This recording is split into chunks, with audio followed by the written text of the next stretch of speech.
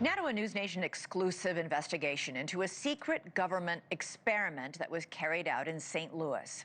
Residents tell us they still remember a mysterious fog. Children would run through it. Mothers would try and close their windows against it. For decades, they all had questions, and now we're seeking answers.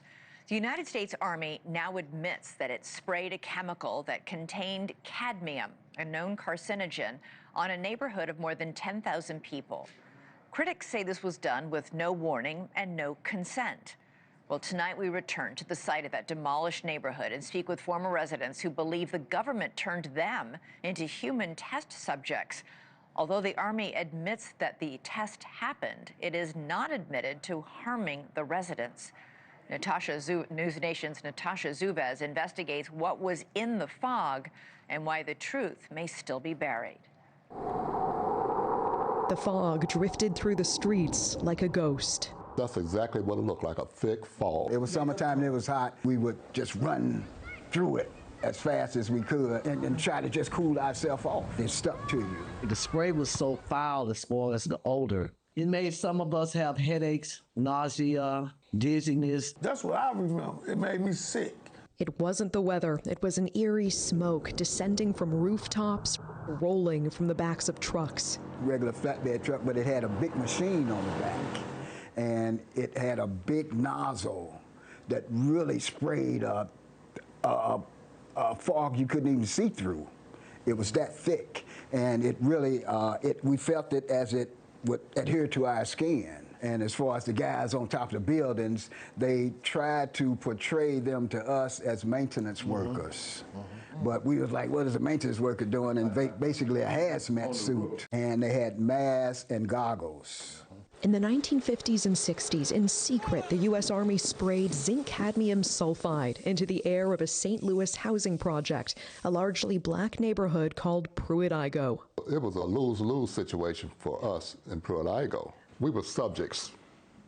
We were subjects. They didn't ask for our permission. We didn't ask for them to spray us. My government used me like I was a guinea pig. We're standing at where Pruitt-Igoe used to be here in St. Louis, and it's hard to believe more than 10,000 people used to live here. As we bring our drone up, you can see it's mostly just an empty lot now, overgrown with trees. This used to be filled with 33 high-rise buildings. It was all demolished in 1976.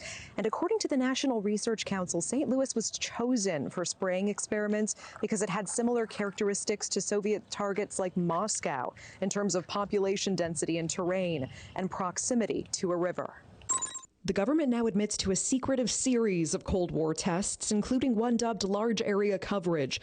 More than 30 tests conducted across the U.S. and Canada, spraying zinc cadmium sulfide from planes, rooftops, and vehicles to simulate how a biological attack might spread, all to prepare for potential warfare against the Soviets. Many of us been in the military and had top secret clearances. We know how it works. We have died for America. We have fought for America. You are a veteran. I am United States Air Force veteran. Dr. Starks, you're a veteran as well, isn't Yes, I am. I'm an Air Force veteran also. Is there a sense of betrayal here? Definitely, definitely. They want to know if those secret tests have anything to do with what they're observing with their own eyes. I lost my two older siblings to cancer. I lost a brother last month. I've been diagnosed recently with a rare form of lymphoma. I had cancer of the left kidney, had partial removal of my left kidney. NewsNation reached out to the Army for answers. They provided a one-page response. It says the Army's own Center for Health Promotion and Preventive Medicine investigated in 1994 and found inhalation exposure would not pose a health risk. They also cite later corroborating reviews, including a 1997 review by the National Research Council. Perhaps they assumed we wouldn't read the NRC's 380-page report, but we did, and the Army's statement doesn't show the full picture. In that 1997 review, the National Research Council explicitly says repeated exposure to zinc cadmium sulfide can cause kidney or bone toxicity or lung cancer if levels are high enough. And they admitted they couldn't fully assess the risk. Why? Because some Army records remain classified, it says, for national security reasons. More troubling, key Army exposure records were missing. And when the NRC asked the Army to supply them, the Army said it couldn't find them. Finally, the NRC considered conducting its own study, but concluded it wasn't feasible. In short, it did not test the site, collect samples, or test residents, and they didn't have access to all the data. Their review was based on what the Army gave them, and what the Army either could not find or withheld.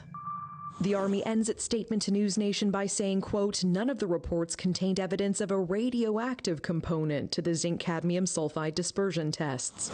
Residents say the secrecy and delays are no accident. They're waiting us out. They're waiting on all of us to die. But that's not even the whole story, as residents demand to know what else could have been in that spray. They have not come clean with what was in there. Do you believe that it was just zinc cadmium sulfide in that spray? No. No. We go to the source, a researcher who has spent decades declassifying government documents about these tests.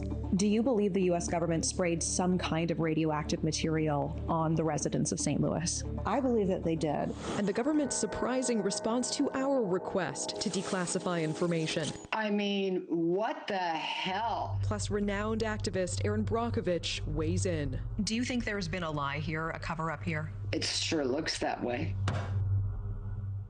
The residents are asking for an apology from the government for being experimented on. They are asking for compensation, for health studies for themselves and their children. They're also asking for transparency. They want the government to release all the documents about the spraying. So, Elizabeth, tomorrow night on your show, we will go on a journey to try to declassify the one government document that a key researcher tells us she has never been able to expose. And we take the investigation to Erin Brockovich. For the residents still here, still fighting, the question is whether they will get any answers before it's too late. Elizabeth. Well, they have a better chance of it with you on the case. Natasha Zouves, thank you so much. Thank you for watching. Subscribe below and download our NewsNation app right now on your phone, and you will get fact-based, unbiased news for all Americans.